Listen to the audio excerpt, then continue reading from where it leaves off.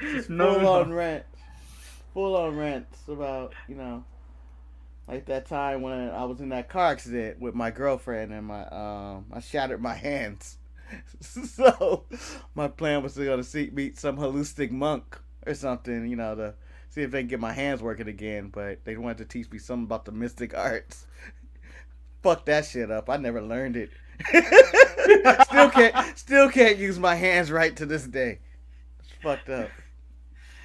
So Shay's what more you just weird. got there was Marcus's backstory, where he obtained a doctorate as well, where he was Doctor Mystery, not Doctor Strange, because that is a copyrighted license. He is Doctor Yeah. Mystery.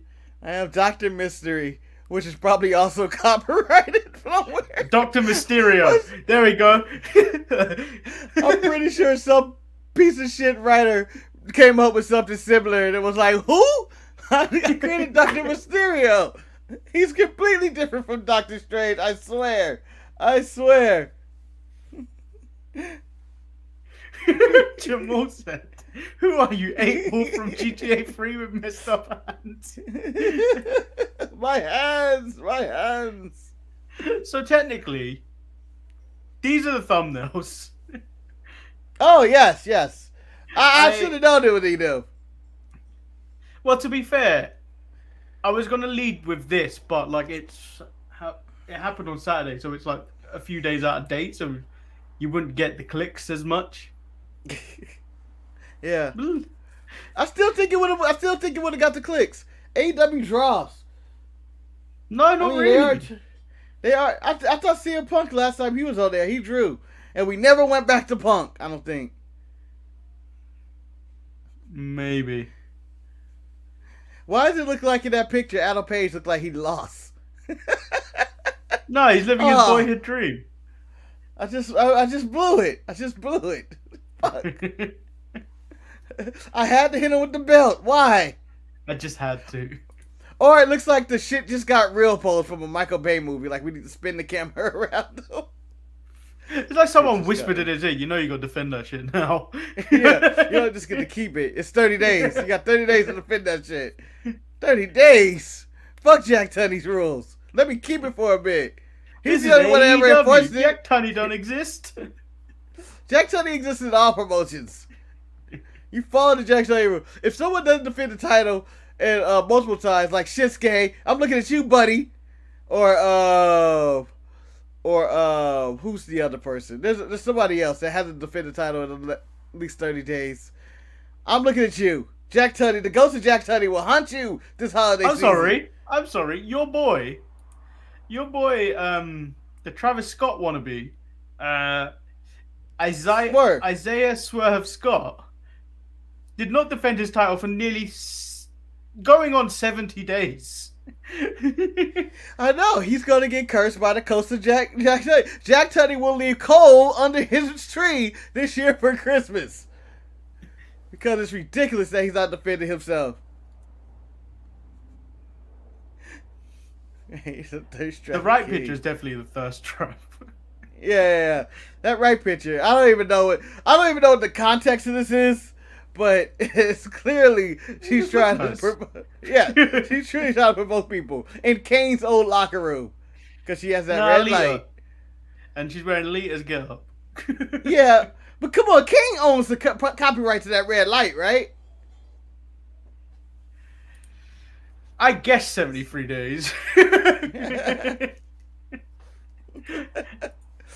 He's never defended it. Swerve was the most undefeated fight champion of all time. You tell your daddy.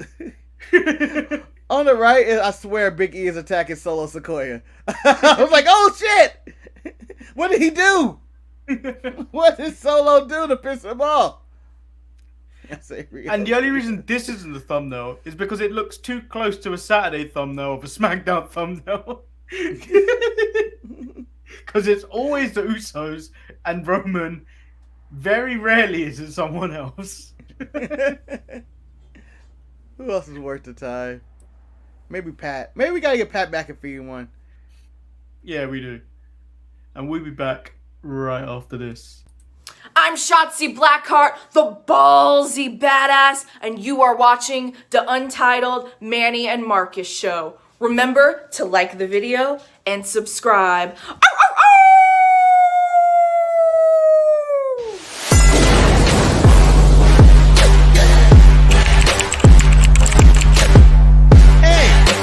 Hey! Oh, check out the Marcus and Manny show. I hate you both right now. You guys are ridiculous.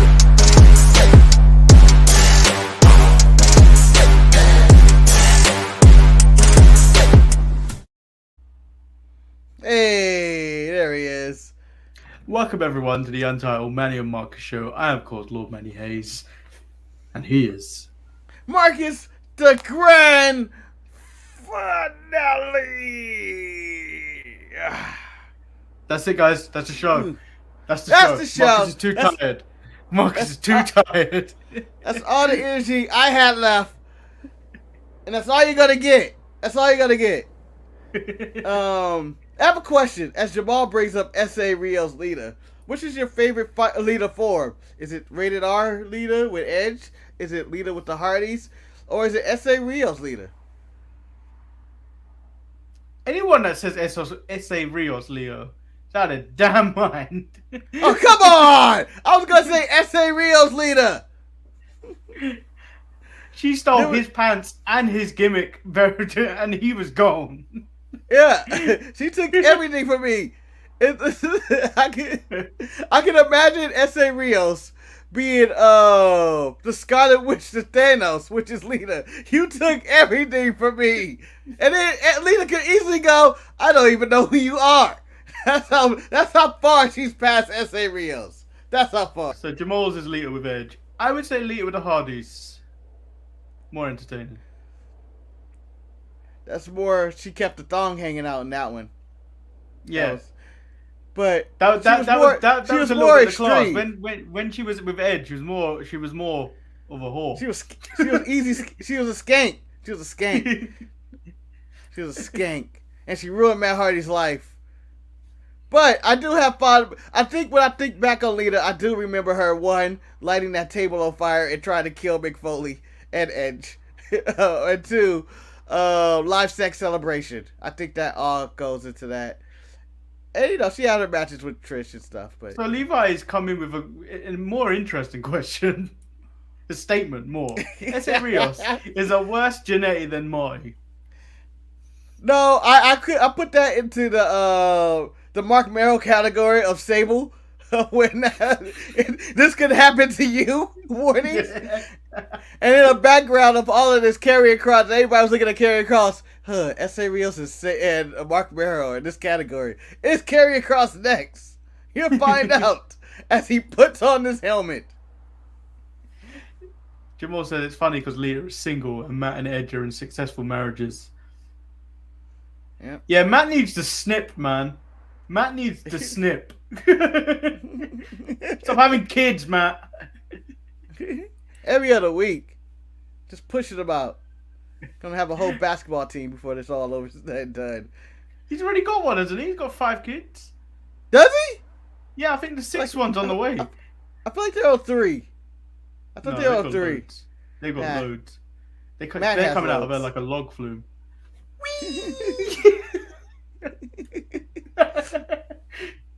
Because Lord knows we need more Hardys in the world. I can imagine doing this show 20 years from now, talking about one of these Hardys getting a DUI. Don't know which one. But I feel like we'll still be talking about the substance abuse of one of the Hardy kids. So did you hear about the news about Top Dollar? Distract the gender, but maybe racially insensitive or something. I kind of guessed at it. I listened to it. I don't think it's that insensitive. The only part where he said where you could construe it as possibly being racially racist or racially insensitive was when he used curry beef. Oh, racist. But other than that, like he's rapping over the beat for Punjabi MC. Okay. Which I think JC did once upon a time. and it's not, the flow's okay, but it's not. I wouldn't say it's that bad. I can see why if someone in WWE told them to take it down because they're a publicly traded company, and you don't want one of your stars doing that. But well, you don't want to piss off India. Yeah, and they come in.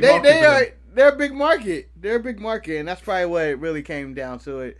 But I like the idea of what Top Dollar was doing. It's basically recreating rap beefs into the wrestling world, where you will create a diss track and you will drum up fuel to want to see these guys have a celebrity boxing match of some kind. That's what was going on. I kind of like that. Yeah, and it wasn't that bad. Like, it honestly wasn't that bad, but the fans got overly sensitive about it.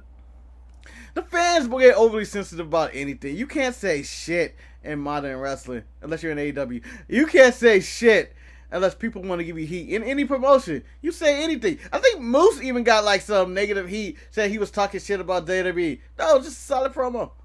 Oh no, that promo was about everything though, wasn't it? That promo was about AEW. Yeah, and he got random heat and saying you're talking shit about people. No, it's fine. It's fine. Wrestling fans need to chill. Who cares? They're the most sensitive, and again, they're the most sensitive and maybe the worst bunch of people on the planet, in which they are, I believe, they can't put Cody Rhodes off Twitter for negative comments. They have trolled Top Dollar. They forced Ronda Rousey out the game forever. They booed Roman. They cheer Roman now. They boo Cena, even though he's doing all this work for kids.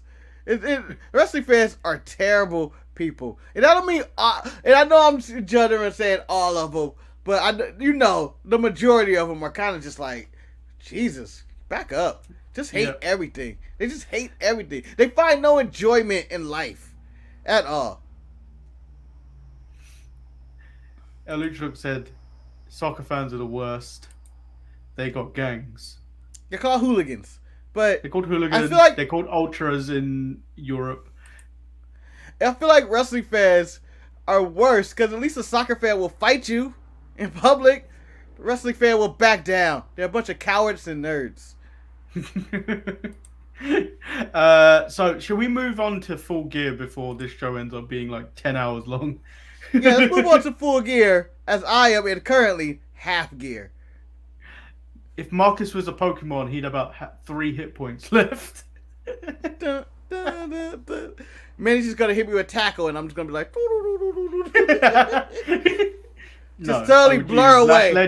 I would use Last Legend to use tackle, and you would be dead. It would say critical hit. Yeah, but Jamal, that's different. You are one different human being. Yeah. Like I said, I'm not blaming all wrestling fans, but the majority wrestling fans that get together in a group, terrible people. I feel like there's a bunch of bad people that gather around together. Just very toxic. And I can include me in there too. I'm pretty toxic when it comes to this wrestling community. But I think more of them are toxic. Most of them are like out of shape and they're criticizing. Oh, look how pudgy this person is. Look at Jericho's weight. He's all fat and shit. Look at you. Look at you. All right, let's move into Full Gear. Let's not attack the rest of the people. Is there anything specific you want to talk about? Because I don't have any notes or anything on it. Okay, I'm going to run through the card and what I thought of the show, basically. Yeah. For the most part, Full Gear was a good wrestling show. It was good. And it had a lot of good moments, a lot of, fun, over-the-top stuff. But what I want to say this show did is that they went too hard up front. Too hard up front. It was like, it got to the point where I feel like I was watching 3 hours of Monday Night Raw. It was a longer show than Raw, but it felt like that. And you should never feel like I'm watching Monday Night Raw on your pay-per-view because it means something's going wrong. And up front, I remember on our pre-show, I said I was looking forward to like 3 matches. Right out the gate, they give me the matches I wanted to see. They give me MJF and Darby Allin in a fantastic match with a weird ending. My problem with that match was the Sting got involved. I hated that part. That was it. Everything else was perfect. Yeah, I enjoyed the opening match. I didn't feel like they should have been the opener. Nah, like they shouldn't have been the opener, but it was a really good match. It showed off a new side to Darby. Not like the way he'd been portrayed in the past, where he's just like this guy that does gimmick matches and stuff. There was another side to him, which was a really good thing to see. He was still dangerous. He's still psycho. Yeah, but you got like, some of that. Least it was a bit more structured. The only one thing I hated, and it was more because it was the fan enjoyment, was the so many near falls, and then when they were in the roll up. And they just kept rolling around. I like that. I thought that was cute. I don't know why I don't care. I like it. I was like, yeah. That's one of those things where I would just amp up, be like, yeah. Keep rolling. Oh, before I go we go any further. So Jamal has just pointed out them fans that wear no deodorant, but they'll still have, but they'll still have like a $400 or a £500 world heavyweight title on their shoulders. But bro, you stink. Go get some deodorant. It costs like $10. Yeah. Wash your ass. Come on. Have some decency. Just because the person next to you didn't wash your ass doesn't mean you don't have to. That should be it. That should be a sign. You know how they always have say no to racism in like the end zones of NFL games or at football games, overseas soccer, whatever. They should have put on deodorant. Clean your ass. It's the wrestling fans. Because it's disgusting. I don't understand why they think they can just walk out in public like that and think that they can be respected. So then, they have this match with Darby and Sting, and then it's right out to FTR and the Lucha Bros, which was a really good match with a really weird ending. I didn't understand what the plan was. I thought they were going to say, no. I was confused on what the achievement of them putting the mask. I was like, they picked the wrong guy. They're going to get the advantage here. They're going to win. But none of that ever happened. It's just they put the mask on. It cost them the match. I think it's just an excuse, isn't it? It's an excuse to go into Dynamite to go, you never beat us because you didn't follow the rules. You pinned the wrong man. So it gives it like something else to go for this if they're going to continue this story, because they seem to be doing a lot more rematches than they have in the past. Than they have in the past. In a way, yeah. In a way. You're right. But there's easier ways to do that without the convolution. Just have an arm under the bottom rope. Or a foot. You're like, his foot was under the bottom rope. You never really beat us. I prefer that. Actually, saying that. Did this workaround of the mask over the thing. Saying that, actually, in the first match, the pin from the headlock takeover, he locked Darby's arm, so his shoulder wasn't technically down either. So Darby's got a little bit of an excuse there also. Yeah, I mean, I was gonna look over that, but I remember seeing that. I was like, his shoulder's up. Yeah. I didn't care enough. I enjoyed the match. It needed to end. There was 3 false finishes. It needed to end right there, and it needed to end like that. So there was 2 matches where I wasn't the biggest fans of the endings, but whatever. Then the next match right out the gate, Miro, Bryan Danielson. I go, why?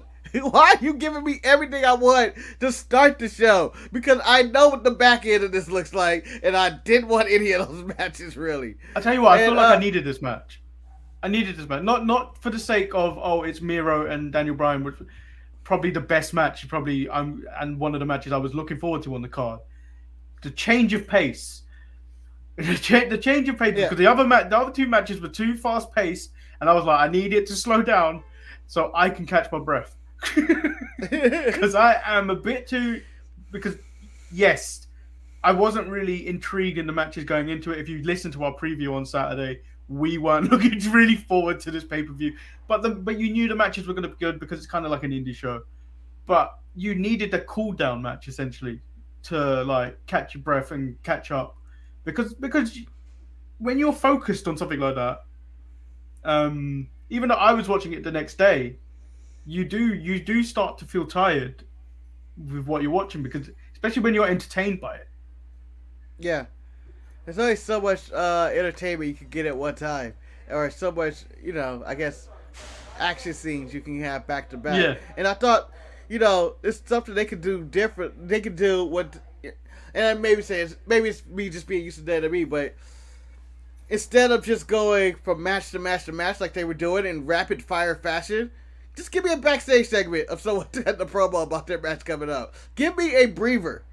Let me go. I'm going to go to the bathroom. I'm not going to miss the next thing. But it was just like match into this. And, you know, Bryan Danielson and Rusev. Miro had a solid match. Nothing blew me out the water. It was just solid. So Levi said, I told Eric after watching that match that Darby and MJF, the wrestlers who look modern. I mean, MJF just seems like MJF doesn't seem modern. He seems like an old school heel. Yeah, this was more, if you wanted to go to a match, this was more of an old school match than it was anything. It reminded me more of Eddie Guerrero and Malenko in a lot of ways. Or Rey Mysterio and stuff like that. Well, maybe not more Mysterio, but more Malenko and stuff. So what did you think of the match? James and Miro, I thought it was alright. And then I thought going in, my expectations were probably one of the highest for this one. But it was still it was an alright match. It seemed like they slowed it down and they fought more of a WWE style match. And, you know, it's fine. It's fine. It's nice when people change it up, that everybody's having different matches instead of we need to push to get as many kickouts and false finishes as possible. That, you know, it was solid. I was okay with it. Shocked that Danielson won. Yeah, I wasn't expecting that. Oh. I wasn't expecting that, but I did enjoy the finish because it came off the same thing again, Miro's weak neck. Yeah. But God has forsaken him. The next match was the Young Bucks, right? Yeah. And this match was... I bet the best way to sum up this match, Young Bucks match, to just at its normal capacity. Basically, it was, you know, super kick. We're going to throw some thumbtacks in your mouth and kick you. Super kick. Move somewhere.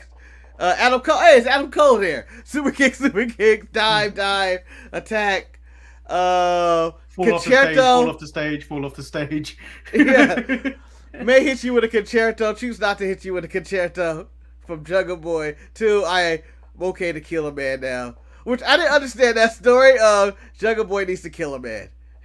Well, it's because he saw Luchasaurus do a shooting star press, and I was like, I need to be a man. I need to become Jungle Man, not Jungle Boy. Instead of being a Jungle Boy, I'm a Jungle Man, baby. Yeah, but the fact, I feel like it was undersold when Matt Jackson came out later and was like, I'm not selling this shit. I'm here to celebrate my friend with a title.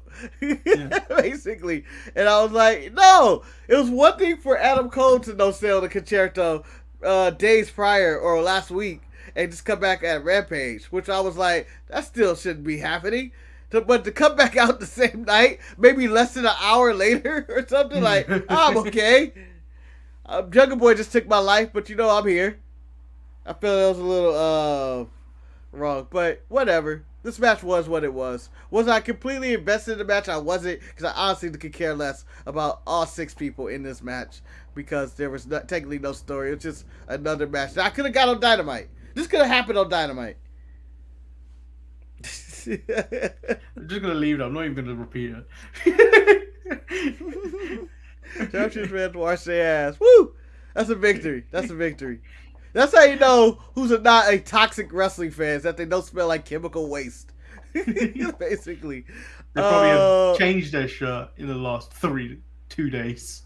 Yeah. The next match, I believe, was the Eddie Kingston Punk, or was it the Cody match? I think it was the Cody match. It was the Cody match. I wasn't invested in this one bit. No, this was terrible. I couldn't get invested in this. The story going into it was terrible. At least with the others, there was something there. This just made no sense why they were teaming together. Yeah, and after we've had 2 other tag matches, which were these high octane, really insane matches, you give us this basically can they coexist WWE tag match that doesn't even fit the AEW universe, and I don't even know what the decision between Cody and Pac was. And then Andrade and Black, who decided to team up together, who had an agreement. We're buddies now, had dissension in their own right. I just feel like this whole match was stupid and a waste of time. And Cody was a distraction because the crowd was too into booing Cody They were more into booing Cody than they were to anything that was going on in this match. And this shouldn't have been on the card. This was also something that could have been cut out and put on Dynamite. This was the most WWE Raw or like SmackDown match you could have ever had. Yeah, this is technically Big E Riddle versus the Usos. Yes. Yes, in a way, yes, 100%. Because it was like, this should just be on TV. Because I don't even think WWE does the can they coexist title match without a title at least being on the line. There was nothing on the line here. There was no reason for me to root one way or the other here. Actually, I know what this match is. To go along with the Survivor Series theme, this is John Cena and The Rock versus R-Truth and The Miz. But you know what? You know what that match had going for it, Manny? It was The Rock's first match back. At least you have that going for you. Like, you understand, like, this dude needs to get he needs to get hit the mat. He needs to get his reps in before he goes into WrestleMania at least. At least go what? Or Royal Rumble or whatever he was going to next. But this one had none of that. This was just like, let's throw him on the card because we have him signed. Like, that was pretty much what this was. We have these guys. And I look at Andrade and Pac and Black and go like, you guys are in the same spot you were in WWE. Don't complain about where you were in WWE. Although Black was the one who got fired blindsided. I'm not going to say he asked for the release. Andrade and Pac are two people who asked for the release, and they're in the exact same spot. So, what was next? Tay Conti versus Dr. Britt Baker, DMD, in a match that I thought was very mad and dangerous. I thought Tay Conti almost died several times and trying to do some spots. It went on too long. Shouldn't have been this long either. I would have threw this somewhere in the middle of the show, way before, not in the main event. I didn't like this at all. Like it. Yeah. The more and more I see of Britt Baker, she is the female CM Punk of 2021.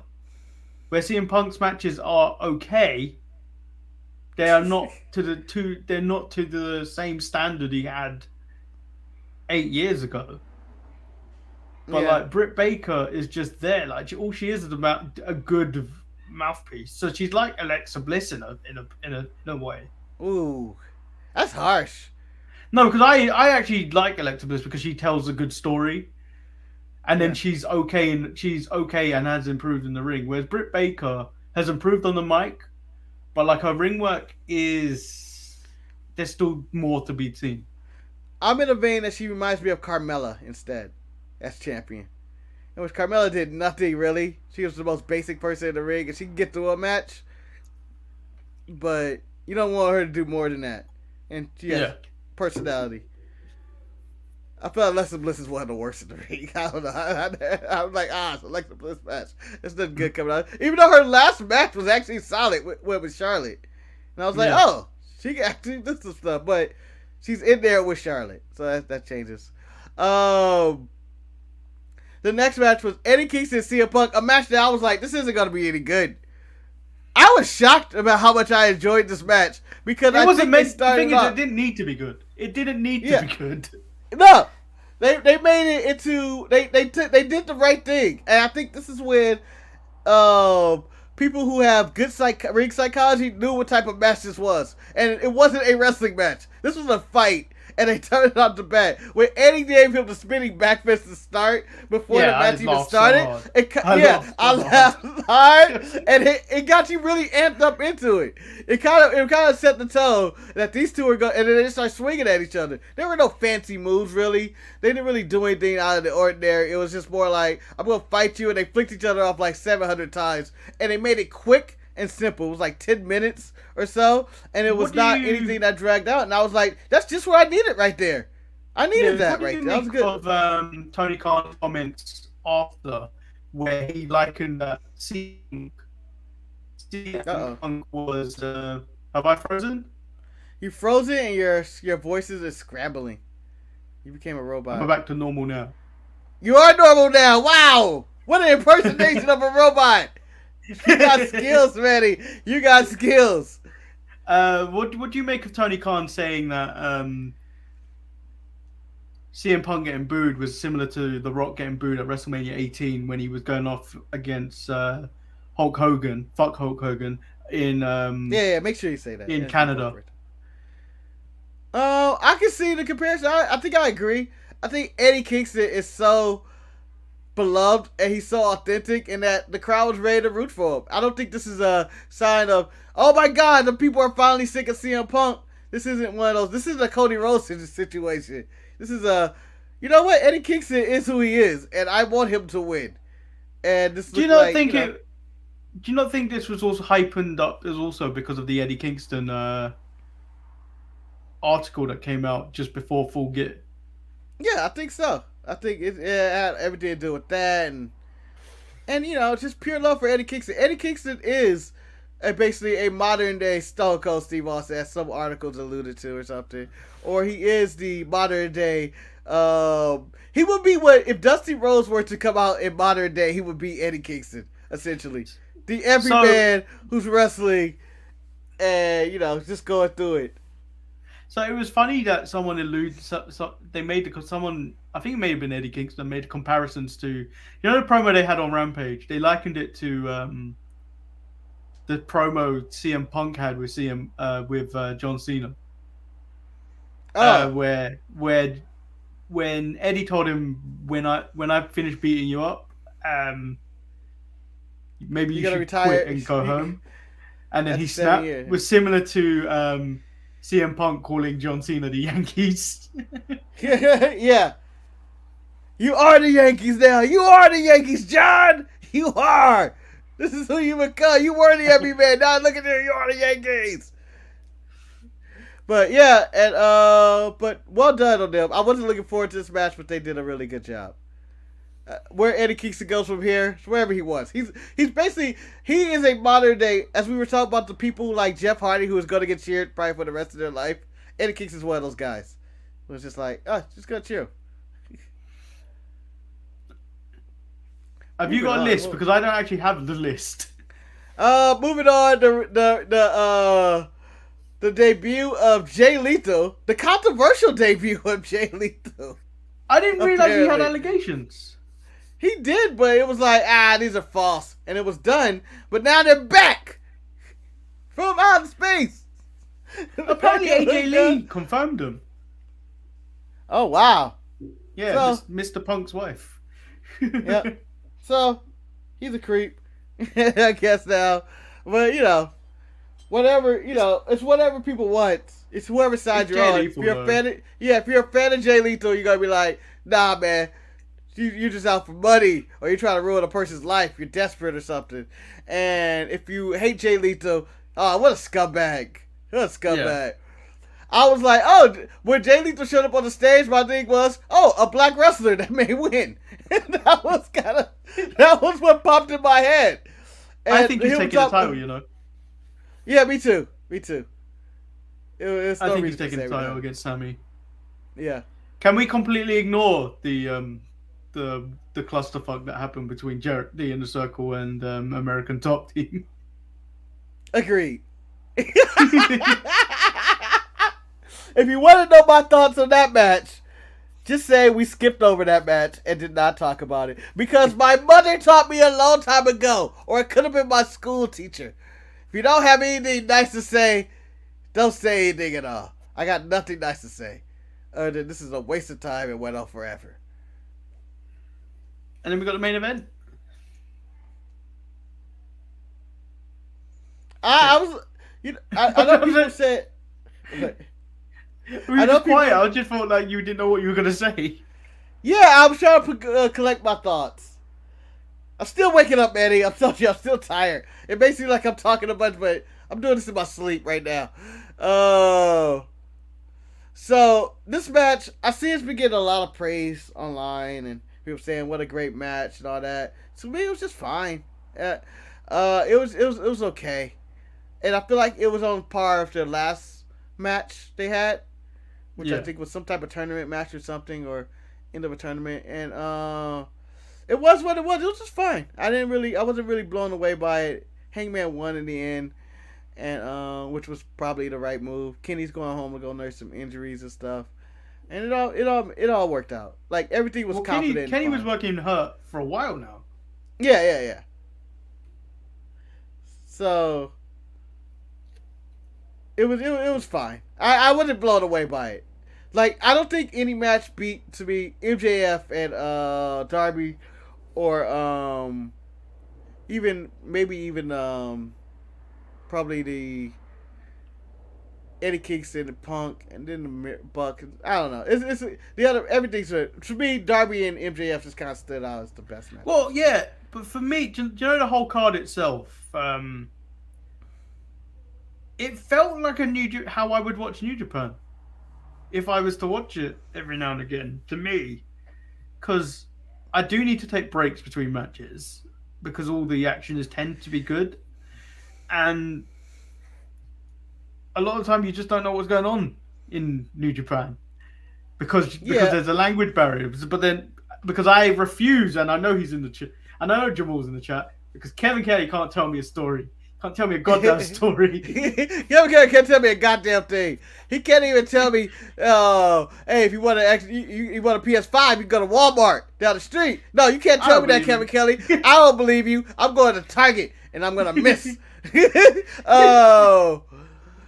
So, here's my thing. I feel like I can see where you compare it to New Japan, the way it was like doing that, but I feel like New Japan has a better pacing, in which their matches build up to the main event. It's like, this match is going to go this, this is going this, and this one. This one was like, we're going to give you the same match. Not same match, but the same type of energy in all these matches, where New Japan would be like, oh, watch Ishii and Suzuki just throw forearms into each other's neck for a bit, and it'd be very physical. It slows down.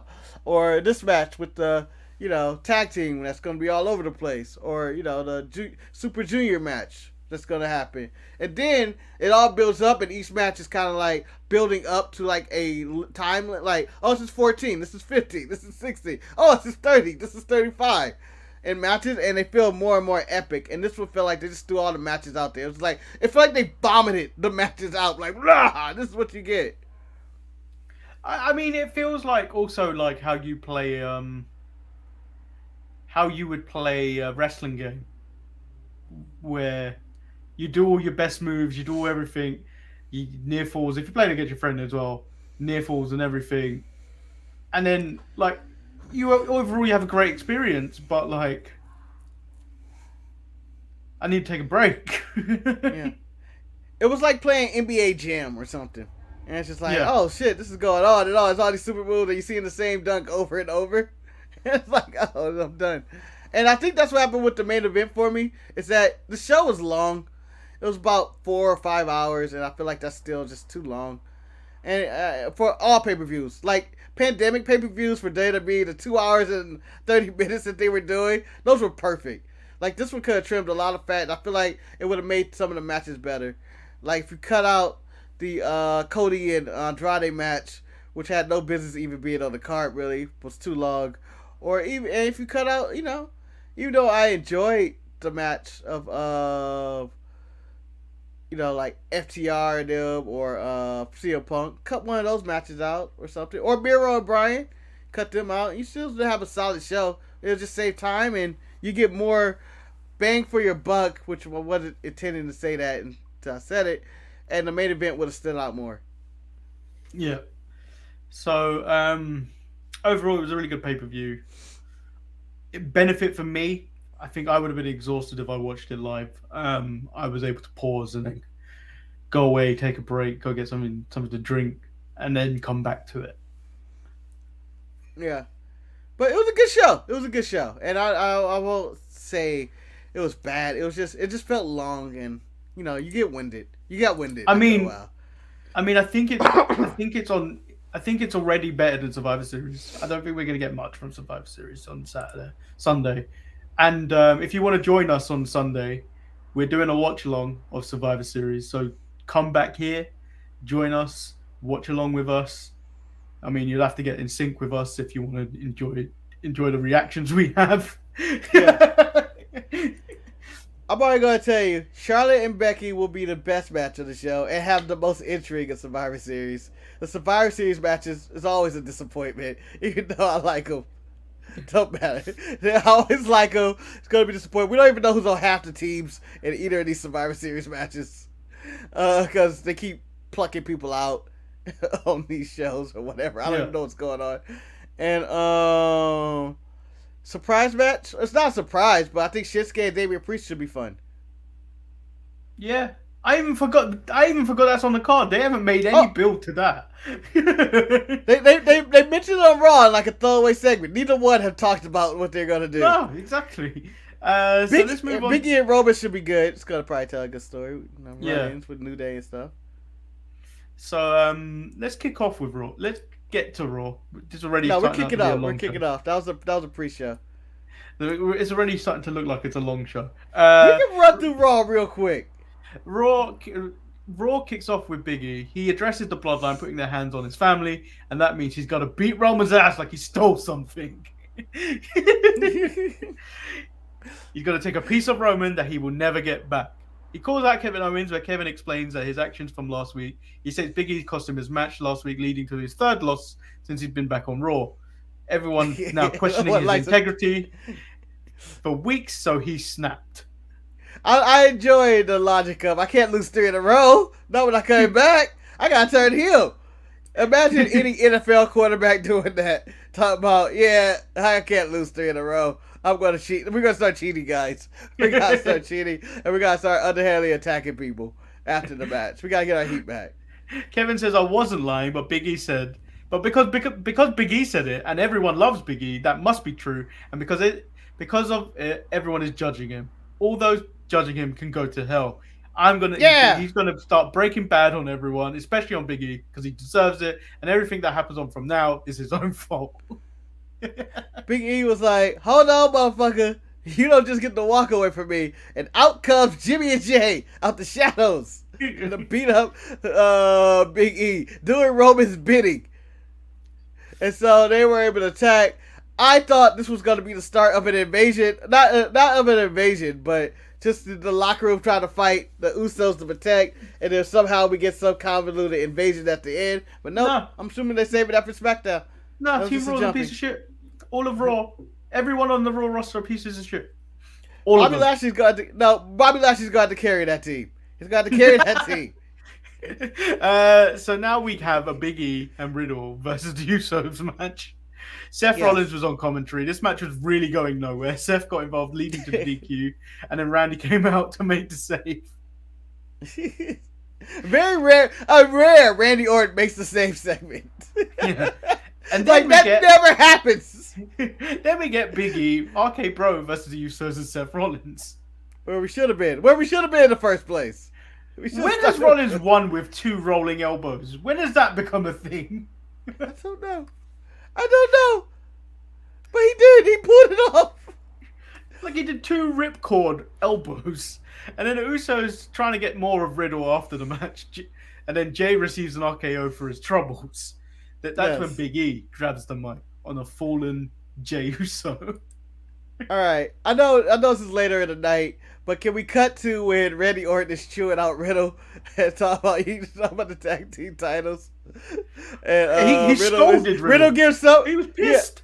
Yeah, and Riddle cuts an analogy or something. It's like, no one says that. I can't remember the exact words, but it made me laugh. And he was like, no one says that. You only say that. You're going to get yourself killed out there, son. You're going to get yourself killed.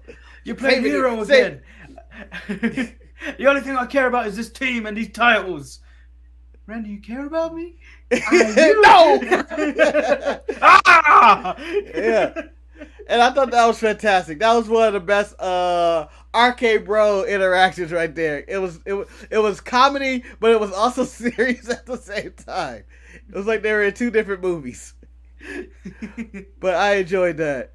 Also in later backstage segment promos, my favorite was Seth Rollins in his gold robe with the furry cuffs. Talking about, don't wake the baby. Don't wake the baby. Better not wake the baby. And him just saying that was hilarious to me. No, the funniest thing backstage was Rey Mysterio being pissed at Adam Pearce.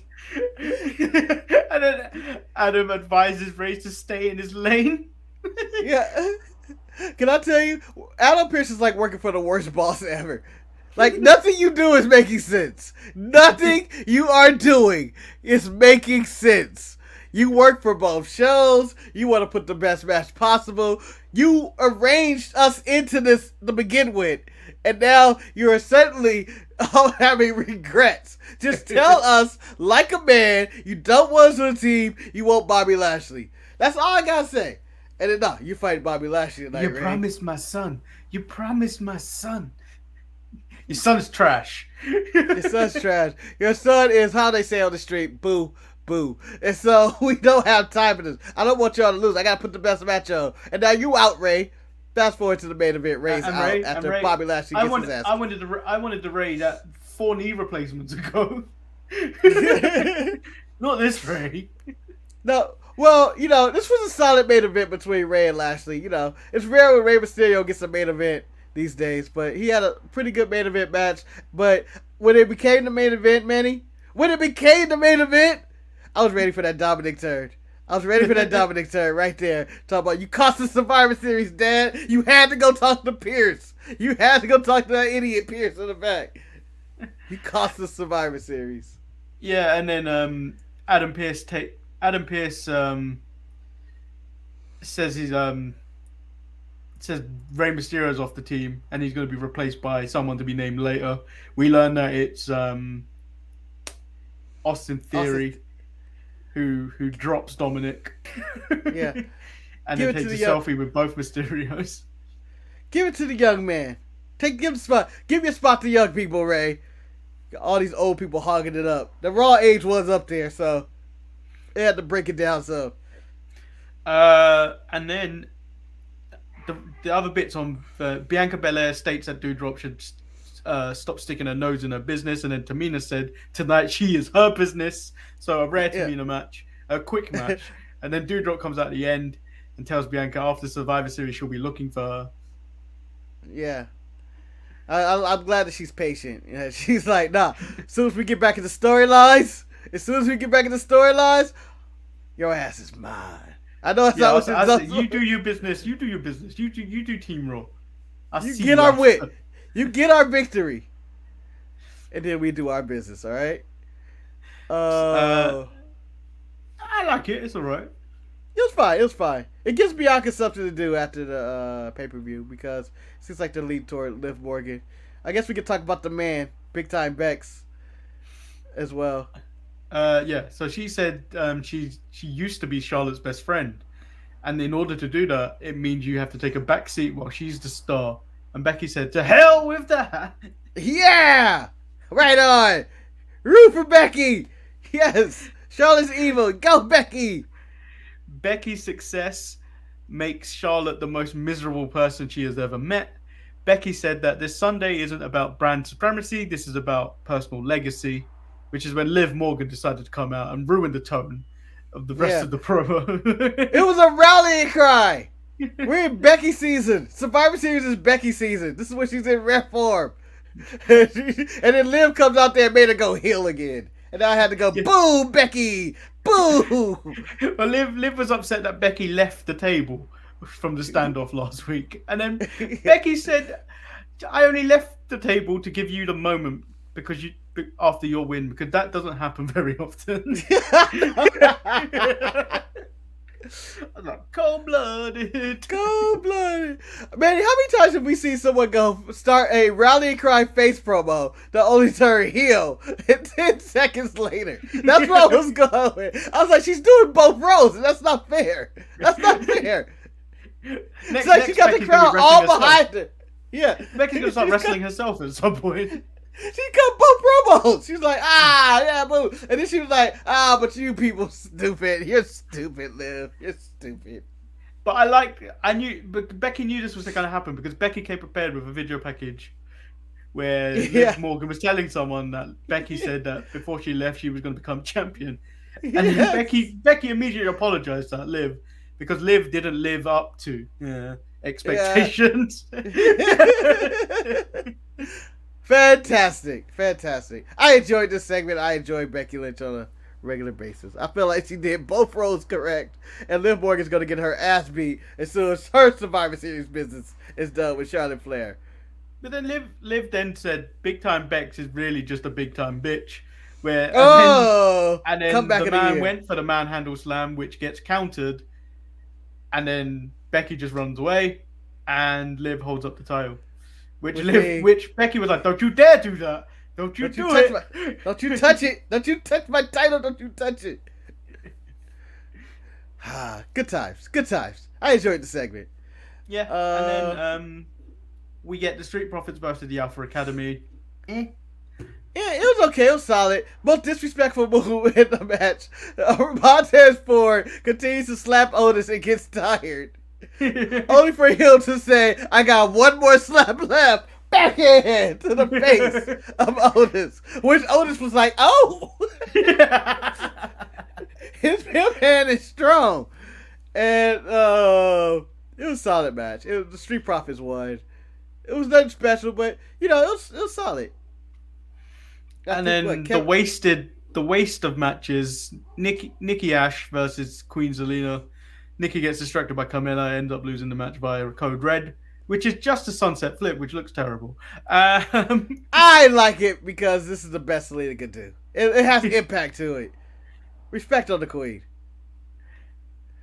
And then Levi asks, who's a skankier look, Becky or Mandy? Mandy Rose, 100%. Oh, Mandy is...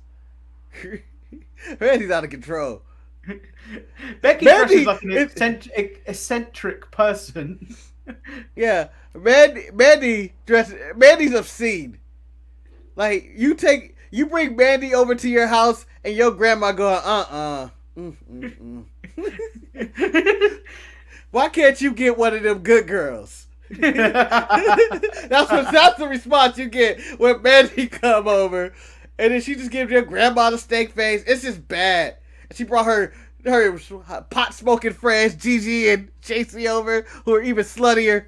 It's like oh no, they're just using my baby's money. They're just taking his money, knowing that it's the reverse. They have all the money. And then after seeing her recent Instagram post, I've labeled Rhea Cheeks Ripley versus Carmella. This one was a little better than the previous match, but these both really were not good matches. I give this one a solid match. Again, I enjoy the Carmella gimmick of the mask and makes it Corey drooling all over Queen his girl. Zelina says Carmella will lead the Raw team to victory, and Nikki will be home with the losers. Ooh, that hurt. Rhea tried to give her some inspiration, but she was like, she right. Yeah, no. And then what should have been the main event, Finn Balor versus Kevin Owens. How great was this match? No. I'm glad we did the show this way, because this should have been the main event. And then sprinkles in here. Just sprinkled into the last hour. They go about, it felt like 20 minutes or so with commercial breaks and stuff. But it was just fun. Nice going. Brought me back to the old NXT days. Kevin Owens gets some steam back with a nice victory now that he's turned evil in Minnesota. And it begs the question, who's leaving this company? Is Kevin leaving? Should he be getting wins like this if he is? We'll find out next week on Raw when the burial of Kevin Owens continues. Or not. It's funny you say it reminds you of NXT, because whenever I see these two together, all I think back is to their match in Japan when Kevin gets given flowers, he just throws them outside the ring. And then in an interview, someone asked him, "Why did you throw the flowers?" I'm like, "I don't need flowers." Kevin, you could have given them to your wife. No, I don't want it. The Beast of the East. I remember that was a good show. Just a great special. Brock Lesnar destroyed Kofi Kingston for the first time, where Kofi lasted just a little bit longer. His title match. Did you see the video on the mid-card mess that was posted today, where someone tried to kick a guy in the face, but then just ended up getting dropped it was either a white noise or a Samoan drop. I'm calling it's white noise. Kofi. It's white noise. I just saw it right now before we're gonna. That is how Kofi lost the WWE title. Yeah. Everybody's in an uproar. But yeah, that dude got white noise randomly. I was like, oh, white noise on the sidewalk seems more painful than anything else. Like, hey, guys, go check on him. Go check on him. He might be done. I swear there was a guy that punched the guy in the head right afterwards. Yeah. Yeah, it don't matter. The white noise landed. The other dude's like, oh, fuck my back. He's going to be feeling that for the rest of his life. Yeah, he's going to feel that for the rest of his life. Grandpa, why is your back broke? Well, I fucked with the wrong dude one day. He gave me white noise. He made me acknowledge him. Hey, were you a pro wrestler? No. White noise on the sidewalk happened in real life. I got fucked up. I went for super kick. He gave me white noise, which is a metaphor of all WWE wrestlers against AEW wrestlers when it comes to size. The Young Bucks attempt super kick on Sheamus. Sheamus puts him in white noise. So Levi and Jamal both think Kevin Owens is winning the Rumble, and he's staying. I wouldn't mind him staying, but everything suggests that he's going. Nah, I got some part-timer winning the Rumble of some kind. Someone coming back? Maybe Edge. Maybe a returning John Cena. Maybe The Rock. Maybe the Brock Lesnar. Maybe The the Rock Brock. Lesnar. Yeah. The Brock. The Brock says, shut the fuck up. Okay, so what did you think overall about this Monday Night Raw? I enjoyed this Raw. Normally Raw seems to drag on and you feel that third hour, but I feel like they had enough in the show that the only parts that probably was like, why is this here? And this is some typical Raw bullshit was the Selena, Rhea, Nikki Cross stuff, but everything else had its place and they told good stories and good promos throughout. I thought everybody sold their part, and I look forward to it. Was it really the final hype for Survivor Series? No, I feel like we get the final hype this Friday on SmackDown. Well, they better. And then the one thing we left out was Adam Pearce threatened Big E with Brock Lesnar. I don't know whether it was either to attack him or it was a $1 million fine if he went near the Kevin Owens and Finn Balor match. I think the main problem. I don't know if they're playing this heel of Sonya and Adam correctly, because I feel like it should be one of them and not the other. Yeah. I feel like just both characters are just convoluted at best, and they need to find out what they want to do with these guys, because none of their actions make any sense. And we didn't even get Von Wagner with him this week. He threatened people with Brock Lesnar. No, you're supposed to threaten me with Von Wagner. He could be a SmackDown exclusive. And I kind of wish Big E's response, give me Brock Lesnar. I'll take that big country bump and fight him myself. Instead of going like, oh, you want to play that card. All right. Oh, we skipped Omos and AJ and beating up the dirty that wasn't dogs. Necessary. They destroyed them with pure destruction. They destroyed the dirty dogs, by the way.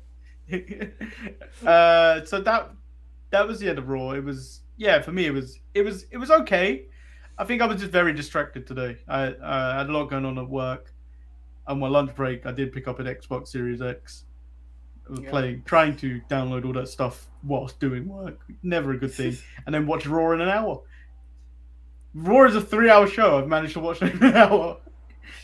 See, acknowledge me, people. Acknowledge me. I am the one true watcher of wrestling. Consumed it in an hour.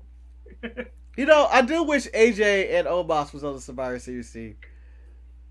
I do wish. It makes more sense that they were in there over the Mysterios. Yeah. I would like Omos on that team, because they could have all these people and just be like, oh, we got Omos. What you gonna do with this? I mean, I would love to see a pairing of Omos and Bobby Lashley in the new Hurt Business. The new Hurt Business. Hurt Business Volume 3. Those guys still got a job, huh? Sheldon and Cedric, they survived the I'm surprised cuts as well. Why surprised beside these cuts? Elias too, right? He's still around? Yeah, but he's dead. Who knows when he's coming back? I love when they do stuff like that. Well, we're gonna repackage you, and we're gonna do something else. All right, put out the vignette. Yeah, we got something. Oh yeah. Don't ever do it. Don't ever do anything again. So, next time we see him, he's gonna be Elias again. I bet you. He's gonna come out in the Rumble and he's gonna play his guitar, talk bad about the city, and be like, "What about that? Your dead shit." Ah, got nothing better. So on that note, guys, make sure you, if you haven't already, like the video, subscribe. Audio listeners, please send emails. There's a reason we have an email account. We want to hear from you. And that also goes for the video watchers, the viewers. So it's Leave the comments. Leave comments. The sharpshooters Leave at threats. gmail.com. Leave threats. Leave us money. Come on, you know who you are, wrestling community. Either leave us money or give us threats. We know who you are, wrestling community. All right. Shoot. I have a wife named Brandy too. You can criticize her. And we'll be back Thursday with our NXT 2.0 and Dynamite reviews. What did our luchador just say? Manny and the crew solve racism, not Cody. Best side of the night. Best side of the night. Cody solved racism and they just let it sit. Jamal's doing the podcast next. Make sure you check that out if you're on a mid-card mess. If not, search for the MCM podcast under the SoundCloud account, Three Faces of Jamal. Yeah, where Jamal will cover everything in much greater detail.